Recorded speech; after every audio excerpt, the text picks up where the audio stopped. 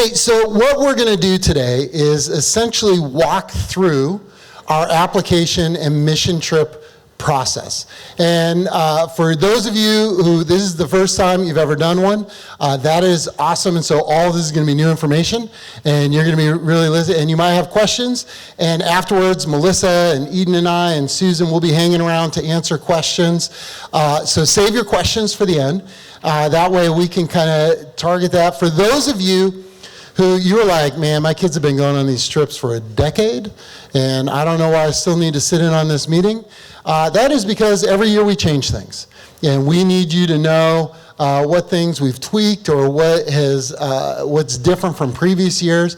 As our student ministry has grown, just by comparison, a few years ago, a big year for us was 70 to 80 kids and youth leaders on a mission trip. And last year we were somewhere around 130, right? And so behind the scenes, the administrative workload to do all that, to do it well, to do safe trips with our kids, it takes a lot of work behind the scenes, which Susan Bear, who's hiding, and now she's mortified, we'll do so much of that work behind the scenes, and Melissa and Eden will be helping her with that too. But it's a lot of work. And so one of the things that I would just ask you is the biggest challenge for them as we go through, there's going to be deadlines and different things we ask for here. The biggest part of their workload, even though I'm expecting this to be another year of like 120, 130 kids and youth leaders going on trips, is they spend a huge amount of that time chasing down people that miss deadlines, that don't turn in everything they need to turn in. That actually ends up being a big chunk of the time, which when you're already trying to juggle all of the workload for so many people, it makes it really challenging when there's 5 or 10 or 15 that end up taking a lot of the time on the back end because we're trying to chase down to get paperwork that Praying Pelican needs, that these destinations need, that we need to be able to do this well. So I would say right from the get-go, as you're looking through this, start blocking out dates on your calendar. Set reminders for yourself. Parents, please don't assume that your students are staying on top of it. Put it on your calendar and remind them, make sure they're doing these different things. We have 3 trips this year that we are really excited about. And here's the deal. Our expectation is, in the past, we kept adding more trips as our group grew. And that became an unsustainable approach as our numbers got so high. So now what we're doing is we have 3 key trip destinations. Melissa's leading our international one. I'm leading our high school trip. Eden, our intern, who just came off of several years of being a missionary with YWAM, is leading our middle school trip. If those trips, each of those team sizes, go over 30 kids and leaders, which some of them will, what will happen is we'll then split those teams into sub-teams, but they'll still be in the same destination, right? Because we can't send 50 people to one work site. You don't get any work done. There aren't enough jobs. So for Praying Pelicans, they're used to larger groups like us every once in a while that come along. And so if you're wondering, like, how does this work? For example, my trip to Canada, my Nova Scotia high school trip, if we have 40 or 50 people, we'll split into 2 sub-teams. Praying Pelican, I'm actually kind of expecting this to happen because of the number of 9th and 10th graders alone that we have. So we're looking at a site that has 2 churches that are across the road from each other, where half of our team would stay in one, half of our team would stay at probably guys, probably girls, but then we would be mixed up and split up into 2 sub-teams for debriefing and for work sites. But we would travel together. I would still be overseeing everyone, whilst one of my leaders would be overseeing the discussion time with half of the team. You get what I'm saying? So as we grow, that's how we're going to expand, but still be in one day. Anyway, now I'm repeating myself. Here's our 3 trips. I got ahead of myself. Our middle school trip for our 7th and 8th graders, students who are currently in 7th and 8th grade, so not going into 7th and 8th grade, we are headed to West Virginia. All 3 of our trips are with Praying Pelican Missions. That's the organization we used for all of our trips last year. We've been using Praying Pelican for mission trips since 2019, and just the last couple years we've started using them exclusively because we really like their model of mission trip, which is that it'll be just our group at the housing site. So our 7th and 8th graders, it'll be just our team partnered up with a church in Western Virginia, where what we do know about Western Virginia is there will be a lot of poverty in the region they're in. Our team will do a lot of children's ministry in nursing homes, in homeless ministries, in poverty food pantries, maybe working on community homes for elderly people. The goal is, for Praying Pelican, is they want to see our group. Once they get a sense of, okay, this is how many kids you're sending, this is who your church is, then they're going to partner us up with a church that will fit well with our group size and our ministry needs, which is why we don't have the exact destination yet, but I love that they partner us up with a church, so then we'll be working with that senior pastor, that church, in their community with ministries that church is involved with and partnered with, so that we really, when we go, we're not just representing our church, we're not just representing God, we're also representing this church that they partner us with. And so once they get a sense of our team size, they're going to pick a church for us to partner with. We've gone to West Virginia a lot over the years with Praying Pelican. It's a really amazing experience. It's a little bit more of a rural experience for young people to be exposed to some of the rural, low-income needs that happen there. Eden is going to be leading that trip with a team of other adults. A lot of our small group leaders are a part of that. The fundraising goal for that trip is $1,295. We have, the last couple of years with inflation and rising costs, our trip costs have jumped a lot, which is why for some of you that have older kids, go, man, I remember when I remember when feeding my sons cost half as much too. It's challenging, but we also know God will really enable us to raise the funds for these trips. So don't be intimidated by those numbers. But that's our middle school trip. Our high school trip for 9th through 12th grade is Nova Scotia, Canada. Yeah, we're changing up a little bit this year. It's exciting. So that does mean all of our 9th through 12th graders that go on that will have to have a passport. There was a time where you could cross the border to Canada super easily. Those days are gone. We get to get passports. It'll be exciting. Here's the deal. I'm leading this trip. I'm super excited. We are 90% confirmed about the 2 churches that I was saying we will probably be landing in. And they are on Prince Edward Island, which I'm super excited about. It's a tiny community. People think of it as this beautiful touristy area. There's a lot of poverty for the people that live there. The challenge with tourist areas is they get really pretty and the prices go way up, and then it becomes really difficult for the people that do live there. And so we'll be helping out with lower income families, lower income elderly people in their homes. We'll be doing some outreach ministry. That region has increasingly become unchurched. There are very few people that participate in churches. So even the churches that we're partnering with have church congregations that are like 40 people, 50 people. Like literally, if our team this is part of why we're going to split between 2 churches. If we all showed up at the same church, we would more than double its weekly attendance. And so we're looking at, depending on our team makeup, if we've got some musicians and things like that in our team, we're going to be able to do 1 or 2 outreaches in the community, some open air worship type services. We're going to be right on the water, so our debriefing times will be down by the ocean. It'll be amazing.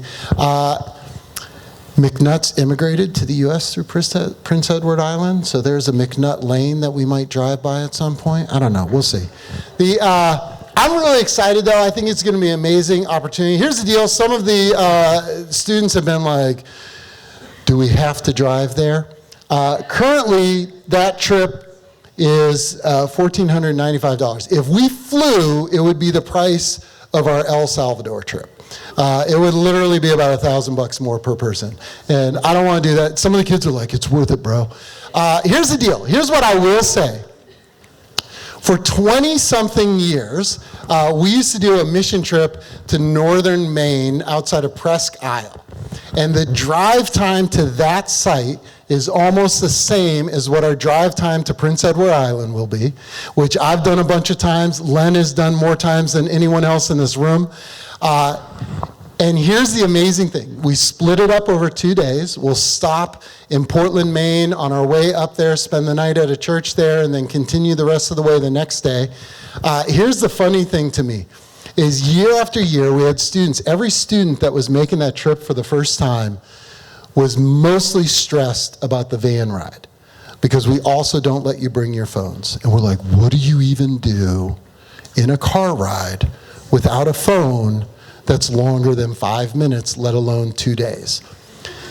After the trip, so many of the kids have always said the van ride was one of the best parts, because we get to, I see some of the older kids actually nodding their heads.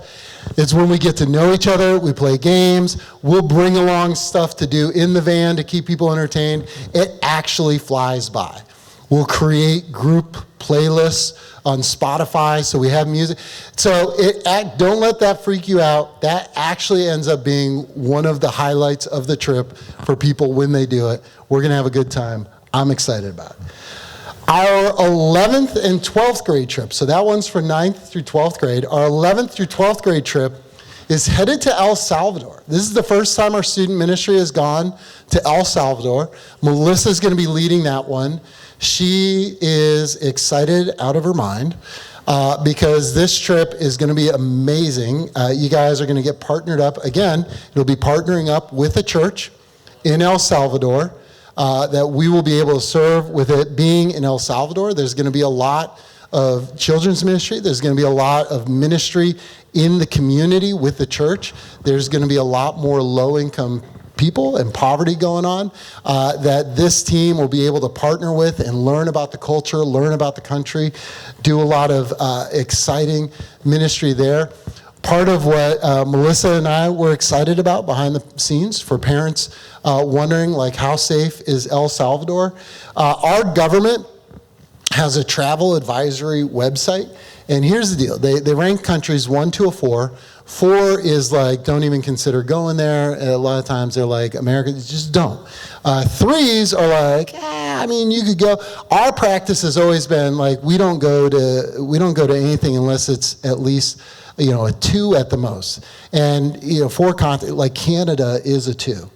All right, you're like, what? El Salvador is a 1.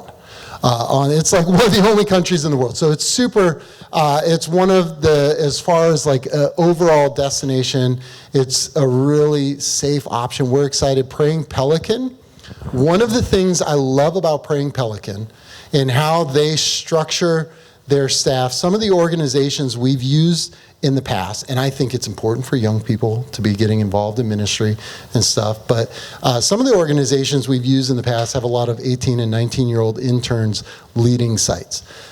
Praying Pelican, especially for their international sites, these are older, experienced missionaries who have been there for years and years or decades, people that are native to El Salvador, that know the community, know the region. The missionary that coordinates this is living there year-round and knows the places, knows where to go, knows where not to go, knows the people, is plugged in with these ministries, which as a leader, I love going to these, last year, going to Belize and being led by Mark, who had been with Praying Pelican in Belize for over 2 decades, right? He knew everyone there. He was a Belizean guy who had been in the Belize military. Everywhere we knew, people knew him.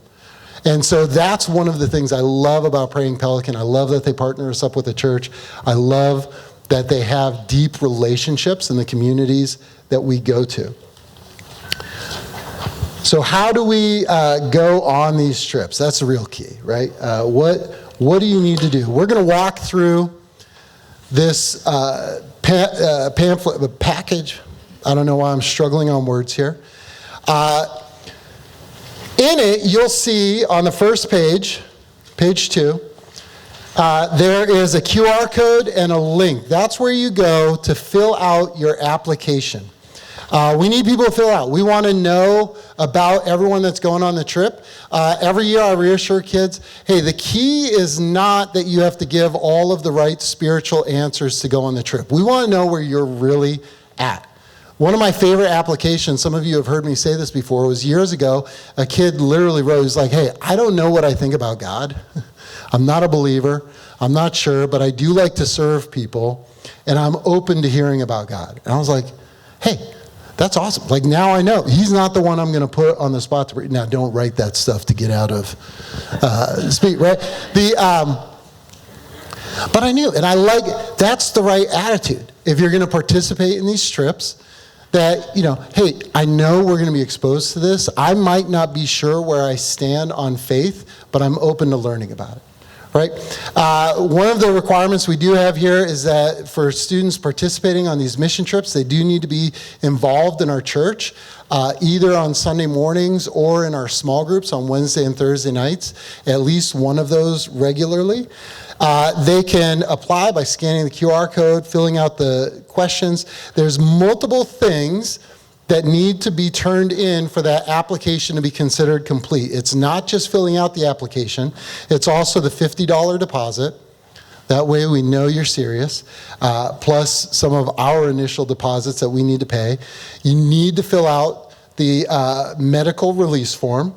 You need to give us a draft support letter. We're going to talk about that later, but we want to see a draft because we proofread it and give you some tips on how to do that well.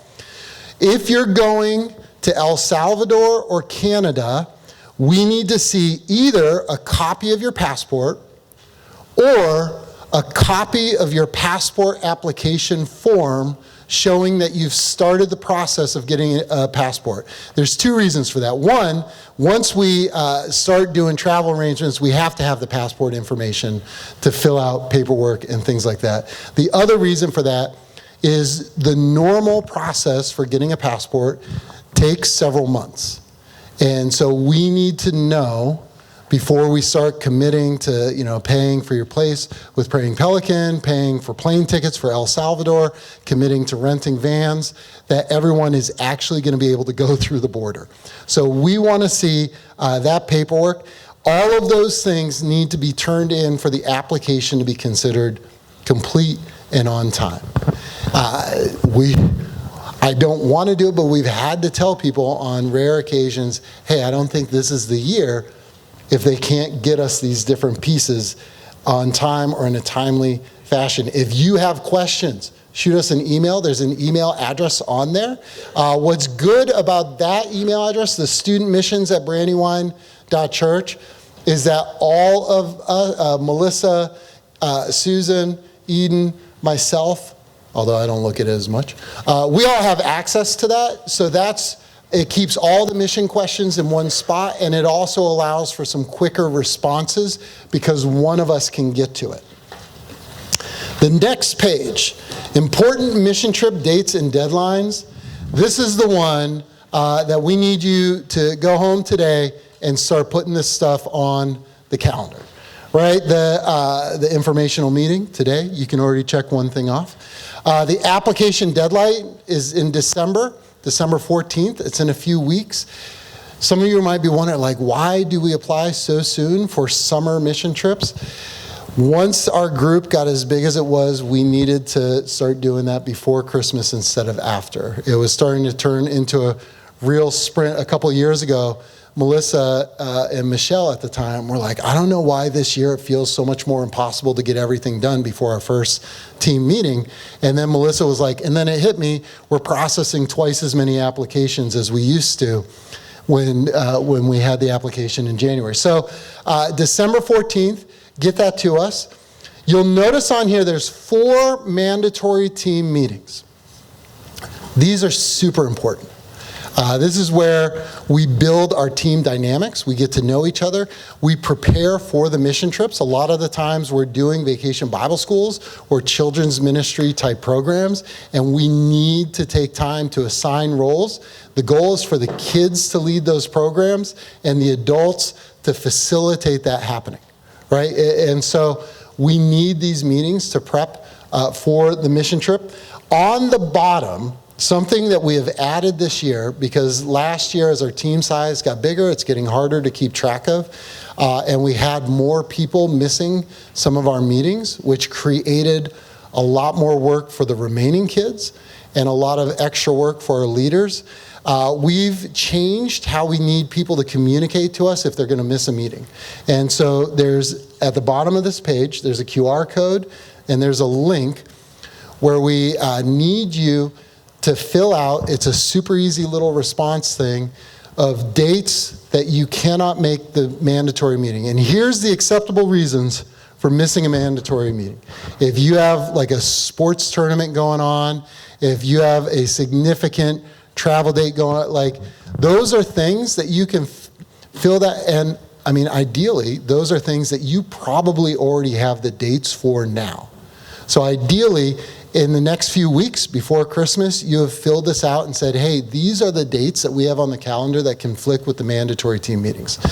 Something that is not okay is like, hey, I've got a job and I work, I'm not talking about the adults, I'm talking about the 16-year-old, 17-year-old has a job after church on a Sunday.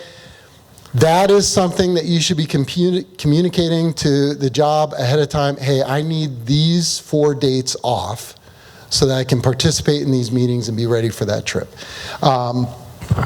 If you look at your calendar and get back to us and are like, hey, I'm not going to be able to make most of these meetings, like we're going to need to have a conversation about that. Is this really the year? Is this practical? If we get into our meeting schedule and someone isn't showing up and they didn't fill out one of these, that's also going to trigger a conversation of like, hey, these are really important to the preparation process and you weren't communicating with us. Let's have a conversation about whether or not this is the year for you to be able, if you can't live up to the commitment, maybe this isn't the year to go on the trip. On the April 19th mandatory meeting, I do want to mention the Renew Conference. We put this on here because it's a great team building and evangelism building event. So we want all the students to go to it. If you sign up for the mission trip, you do not need to register or pay for the Renew Conference. We factor that into the cost of the mission trips since we require that participation. So you will automatically be registered for it. On the April 19th meeting, mandatory meeting, one thing to notice there, for our trips that cross borders, so for the Canada trip and for the El Salvador trip, we need to have notarized letters from parents saying that that student who is under the age of 18 is authorized to travel with us across the border. Susan, because it's been such a challenge in past years for everyone, chase down notaries and get it. Susan got her notary license renewed. She used to have one back in the day.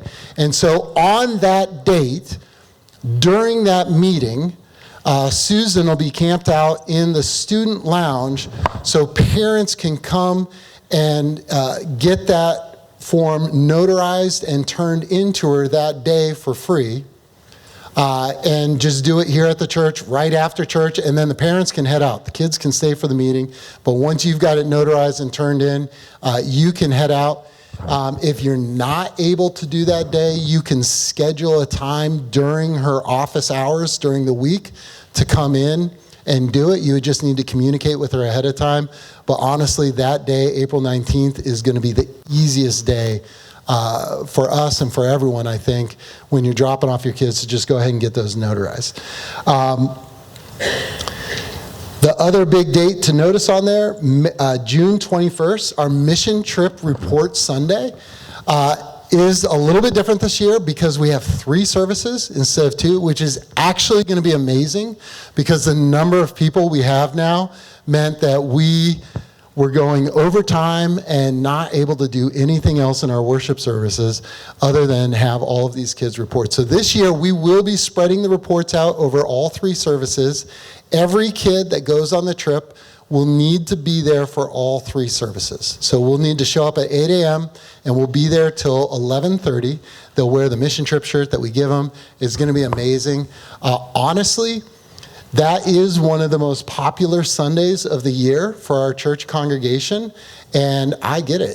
It's an amazing Sunday to hear what the kids have learned and what they've done, and it's super important for our kids to participate in that because the bulk of the support last year was something like $160,000 we needed to raise for these mission trips. Most of that came from our congregation. I love being in a church that so deeply invests in our young people learning and experiencing God, right? That these trips really have 2 big purposes. One, to do meaningful service where we're going, to do something that counts. But 2, as equally important, is for our young people to learn about God, to be challenged, to grow in their faith, and we see that happen every year on these trips. And so I love being a part of a church that really helps fund that and make that happen, and that is a huge Sunday for letting people know about it. If you go to page 4 and 5, this is just something to read over and reflect on, right? What does it mean to go on a mission trip? How do I prepare for this? How should I be praying? What should I be thinking about? And it's just some things to be thinking about. What it means to be faithful, to be flexible, to be focused. What it means to be an example, right? Because when we're on these trips, we're serving, we're reflecting God, we're being an example. It talks about the commitment that when you sign that application, you are committing to attend the meetings, to participate in the activities, to send out the required number of support letters, to send out thank you notes to the people that supported you, and to do some home ministry commitment here in preparation. And so read over that. Remember, this is what I'm committing to when I do this. On page 6, we talk about recruiting your support team. The first thing on here is the 5 prayer partners.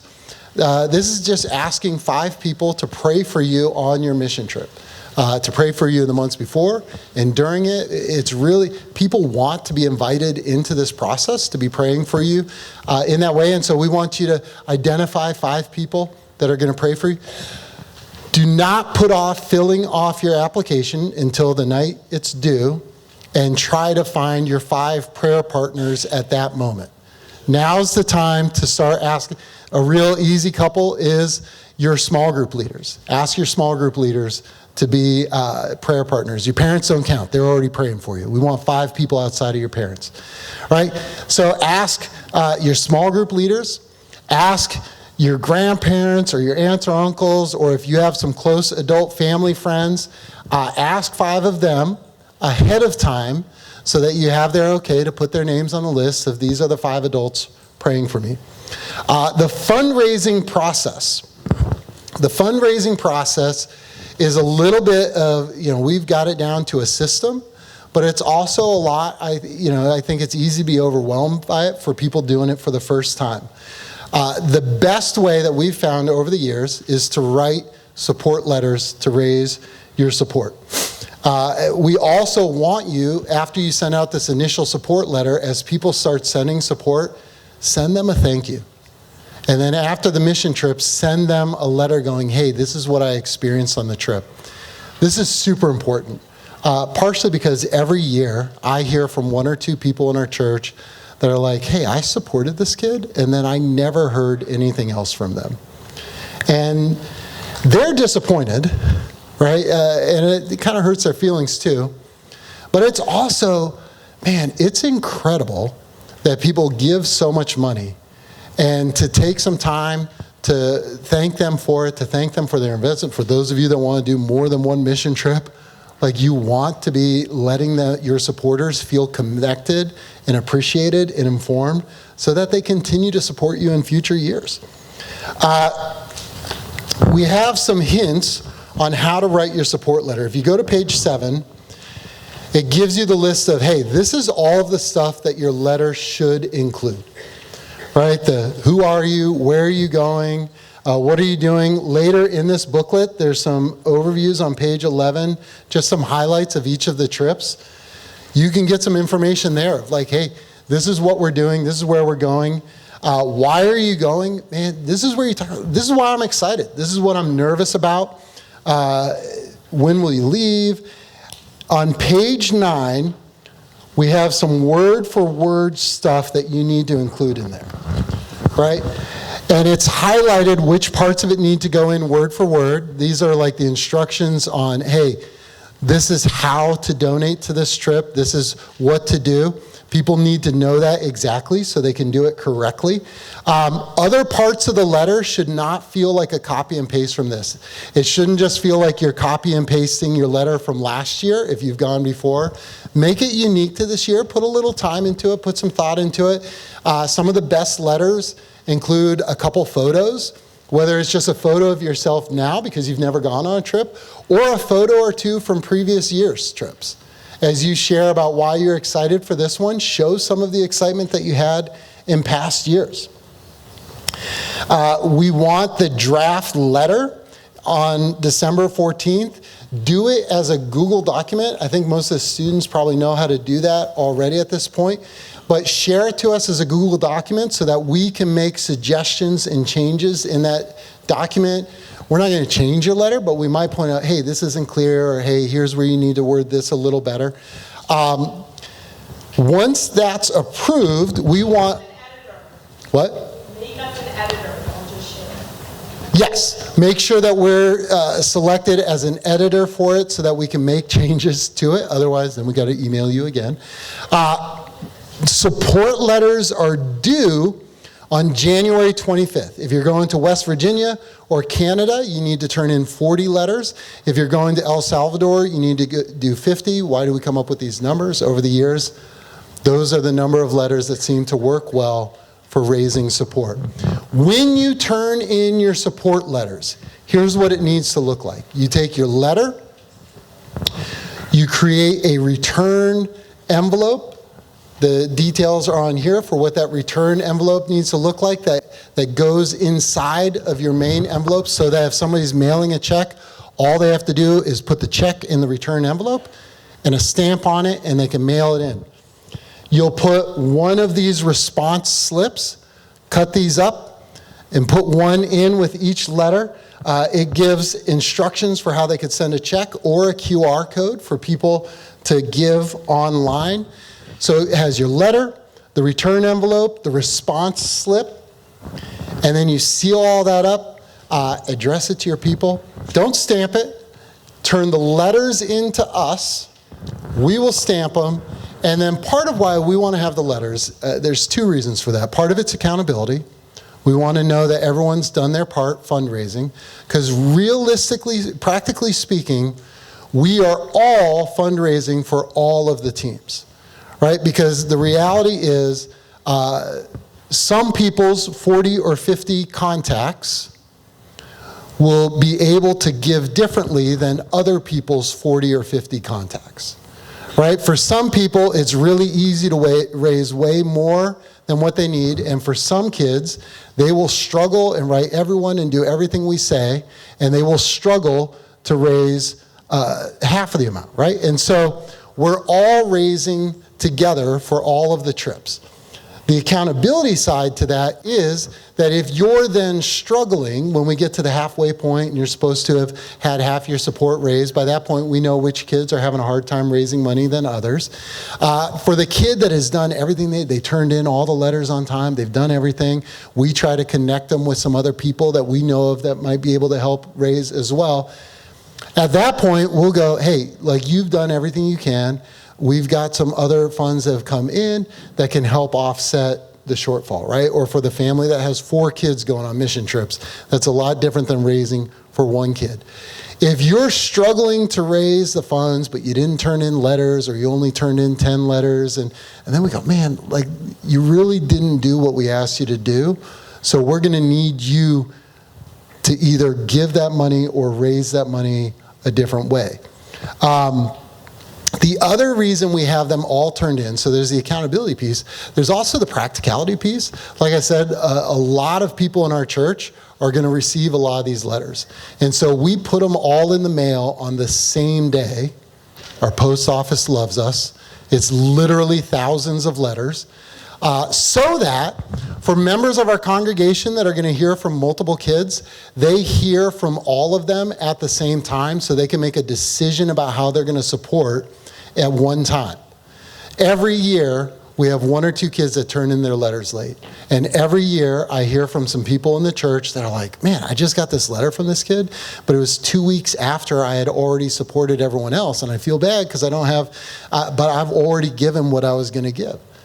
Right? That's why, man, get them in on time so that we can send them all out at the same time so that people can prayerfully make a decision of how they're going to raise support. One thing I would suggest as well, in recent years, a lot of our small group leaders have gotten 20, 30, 40 letters from kids, and it's over, they feel bad. They're like, I'm over, what do I do? This is so many kids. Send support letters to your small group leaders, but try to avoid sending them to other youth leaders because just know they're already getting them from all the kids in their small group. And they love all of you, but let's not overwhelm them. Find that if you're struggling to come up with 40 or 50 names, talk to us. We're always able to help find people. But by January 4th. Yes. Contact us then. Yeah, contact us early enough that we have time to do it, not when it's time to turn in the letters. As you continue in the booklet, there's some more information about Praying Pelican and the trip details. As you fundraise, we use an online giving platform called Manage Missions. That's where you'll be able to track your support. Here's what I will tell you, is in the initial days, when we send out all those letters, the first month after that, it is overwhelming how many checks we get in the mail that have to be manually entered in one at a time by Susan and Eden. And so if somebody gives online, it'll show up immediately in your Managed Missions account balance. If your aunt or uncle or grandma says they sent in a check, did we receive it? And you ask us 2 days after they mailed it, now you're creating a distraction for Susan from entering in checks. Give us at least a couple weeks for checks that are mailed in before you ask, hey, I haven't seen this show up yet in my balance, especially that first month. Later on, when it becomes more of a trickle instead of a deluge of support checks, it's easier to stay on top of it. But that initial few weeks, Susan's office is going to be taken over by, I mean, just think about it. 100 people sending out 40 to 50 letters each. That's thousands of potential responses. At the end of your booklet, there's a home ministry commitment form. We want kids to practice serving here if they're going to serve somewhere else. That is ministry-related service hours. If you helped out in Vacation Bible School this last summer, you've already got 10 hours, right? You can volunteer in our children's ministry. You can volunteer with the AV team. You can volunteer in student ministry. You can volunteer in local ministries in our region. There's a lot of different ways you can get those 10 hours in. If you need help identifying ways, talk to us. We'd love to give you ideas or give you something to do. But part of that is just this reality of part of the goal of our mission trips is for our young people, to grow in their faith, to grow in their awareness of how to serve and what to do, but not for it to just be something that we go somewhere else to serve and do, but that what we learn there translates to here. And so part of this is just practicing for, hey, everything we do on these trips, we actually can do here in Wilmington. Right? Like, actually, the incredible thing is there are youth groups that have Wilmington as their mission trip destination. They come and they serve with Urban Promise. They serve in our community. It's fun and exciting for us to go somewhere else. But we have failed if what we learn is that we go somewhere else to do this. This is what it means to be following God wherever we are. So, I covered application. I covered letting us know what meetings you're going to miss, how to fill out the support letter, all of the important dates, and that you should be blocking them out now, letting us know what you're going to miss, letting your workplaces know what dates, like I know my sons, the places they work at, they could put all of these dates on the request off calendar now, all the way through to the mission trip. So, did I miss anything? I did. What did I miss? I missed it so bad, Melissa needs to come tell you. Well, or I can tell you and then you can tell them. Okay, so just a few things. If there are siblings that are going on mission trips, you can put the letters in the same envelope. So you can do that. It usually works out better if they write their own letter, but sometimes students write their own paragraph or two of a letter, because then the last couple paragraphs are the same. So if you've done something like that, actually I think the Davises have done that before, and that has worked out, but they can be in the same envelope to go out if you're planning on sending a letter to the same person. Also, when you submit your application, he mentioned manage missions. So the email address you use when you create your manage missions application is actually the one that becomes linked to your account. So oftentimes parents later are like, I can't find who supported my child. I don't know what you're talking about with this managed missions thing. It's probably because your student used their email and created their own password, which is totally fine. Just have a little bit more say in it. Like find out what password they're going to put, find out what email, or if you're more comfortable using your email address because your student's in 7th or 8th grade and it's their first time. Also, when you go to create it, if you have already created a profile in the past, you might be asking us, I forgot my password or I don't remember my email. So just reach out with that. And also, Matthew spent like 5 minutes talking about Nova Scotia, but West Virginia and El Salvador are going to be incredible mission trips. You did. He did, didn't he? Yes. So much more time. So just so you know, God is going to be in all 3 of those places, and we're really excited. And if you want to hear about those other trips, you can definitely talk to us other leaders. I was just trying to reassure him that the van ride is going to be awesome. And it will not be a party bus, even though the 9th grade guys have been lobbying for that. Hey, let me pray. And then, like I said, Susan, Melissa, Eden, and I will be hanging around if you have questions or you want more information, or you can reach out to us that way too. But let's pray. Heavenly Father, we thank you so much for these trips. We thank you so much that we have this opportunity. God, we know you're going to do amazing things this year in West Virginia, in Nova Scotia, and in El Salvador, and we can't wait to see what it is. God, we know that you know which kids are going to go on these trips, and we ask that you'd be preparing them now, that you'd be preparing the leaders now, that you'd be preparing the people that we're going to encounter now for this mission trip to be the most effective and most God-honoring thing that it can be, Lord. In your name, amen.